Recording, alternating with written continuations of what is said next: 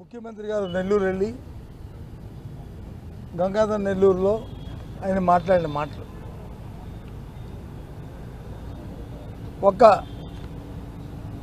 ఏ పని చేసినా సరే తెలుగుదేశం పార్టీ వాళ్ళకే చేయండి,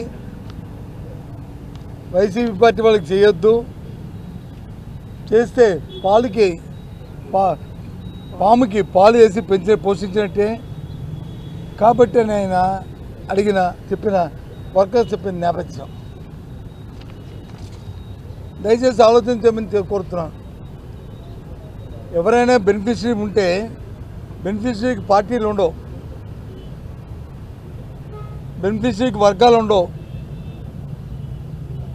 బెనిఫిషరీకి ఏదైతే ప్రభుత్వం నిర్దేశించిన పారామీటర్స్ ఏవైతే ఉంటాయో వాటి వరకే చూసి ఆ పారామీటర్స్ కానీ సరిపోతే ఆ రకంగా వారిని లబ్ధిదారుడిగా చేకూర్చడం అనేది భారత రాజ్యాంగం ఇచ్చే హక్కు. అలా కాకుండా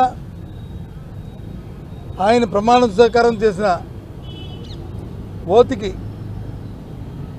దానికి వ్యతిరేకంగా చట్టాన్ని చేతిలో తీసుకుంటూ కాన్స్టిట్యూషన్ వైలేషన్కి పాల్పడుతున్నారు చంద్రబాబు నాయుడు గారు, ముఖ్యమంత్రి గారు, వారి తాలూకా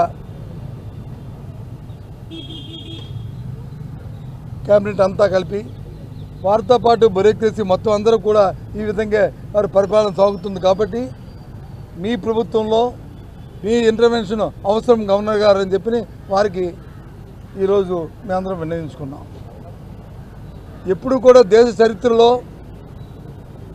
స్వాతంత్రం వచ్చిన తర్వాత మన రాష్ట్రమే కాదు ఏ రాష్ట్రంలో కూడా రాజకీయాల్లో ఉన్న ఏ నాయకుడు కూడా ఈ రకమైన పదాలతోని ఈ రకమైన భాషతోని ఎవరు కూడా ప్రయోగం చేస్తూ పరిపాలన చేయలే. మేము ఒకటే అడుగుతున్నాం సూటిగా,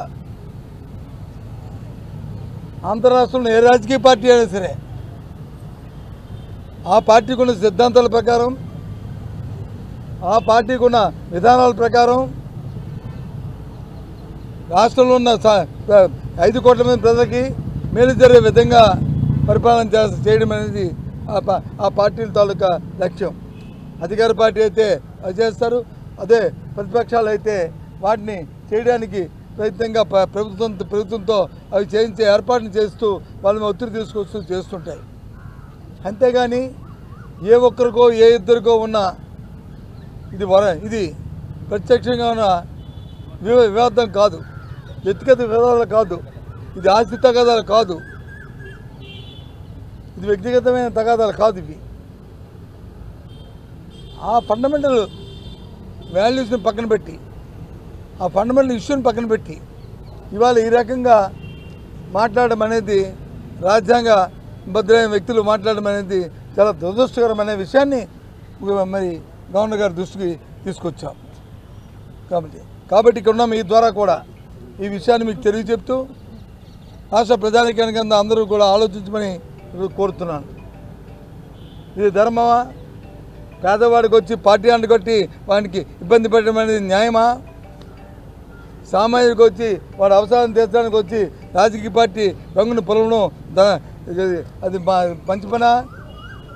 ఇది కాదనే విషయాన్ని మీ ద్వారా చెప్తూ ఏది అయినప్పటికీ ఇన్ని మాటలు చెప్పినా ఎన్ని చెప్పినా మేము ఒక ప్రతిపక్షంగా వైఎస్ఆర్సీ పార్టీ మా ధర్మాన్ని మేము నిర్వర్తిస్తూ ఎన్ని అయినప్పటికీ కూడా మేము పోరాటం చేస్తూ ఈ రాష్ట్రంలో సామాన్య ప్రజల తాలూకా, రైతుల తాలూకా, రైతు కూలీ తాలూకా మనుగడే ముఖ్యంగా ప్రభుత్వం ఇచ్చిన హామీల్ని, ప్రభుత్వం చేస్తున్న హామీల్ని నెరవేర్చే దిశగా వాళ్ళ మీద ఒత్తిడి తీసుకొచ్చి వాళ్ళ మెడలు వంచే కార్యక్రమాలు చేయించడానికి మా ప్రయత్నం చేస్తుంటాం. ఎన్ని ఆహ్వానాలు వచ్చినా ఎన్ని వచ్చినప్పటికీ కూడా మా వంతు మేము నమ్మిన సిద్ధాంతాన్ని నమ్మి మేము ముందుకెళ్తామనే విషయాన్ని కూడా మీ ద్వారా రాష్ట్ర ప్రజానికి తెలియజేస్తున్నాం. ఏంటండి అక్రమ కేసుల గురించి ఇంతకుముందే అంతకుముందు ఇచ్చాం, చూస్తున్నాం. రోజు కూడా అక్రమ కేసులు పెట్టడం, వైసీపీ కార్యకర్తల మీద, నాయకుల మీద, యాక్టివిస్టుల మీద, లేకపోతే జర్నలిస్టుల మీద, సంబంధం లేని పార్టీ లేని జర్నలిస్టుల మీద మీ మీద కూడా కేసులు పెడుతున్న దైనం చూస్తున్నాం. ఈ రకంగా చట్టాన్ని చేతిలోకి తీసుకుని పోలీస్ వ్యవస్థతో ఏ విధంగా జూమ్ చేసి చూస్తున్నాం. ఆ విషయాన్ని కూడా